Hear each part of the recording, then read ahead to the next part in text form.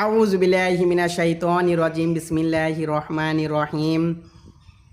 পরম করুণাময় আল্লাহর নামে শুরু করতেছি। যারা আমার চ্যানেলটিকে সাবস্ক্রাইব করেননি সাবস্ক্রাইব করতে পারেন, লাইক শেয়ার কমেন্ট করতে পারেন, ফলো দিয়ে পাশে থাকতে পারেন। আমি যে বিষয়ে এখন কথা বলবো সেটা হচ্ছে যে কিয়ামতের পূর্বে মুসলমান এবং ইহুদিদের একটা কি হবে, যুদ্ধ হবে। সেটা কিভাবে হবে?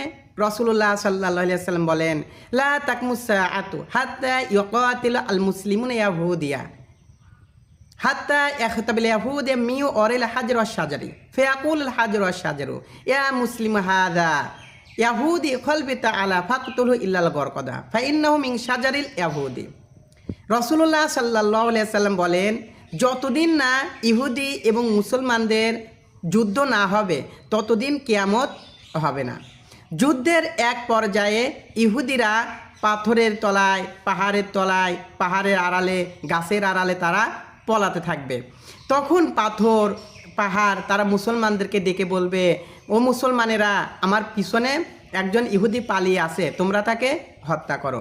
শুধুমাত্র গরকত বৃক্ষ ব্যতীত সবাই ইহুদিদেরকে দেখিয়ে দেবে, শুধুমাত্র গরকত একটা বৃক্ষ ব্যতীত, কেননা এই গরকত গাছটি হবে ইহুদিদের গাছ।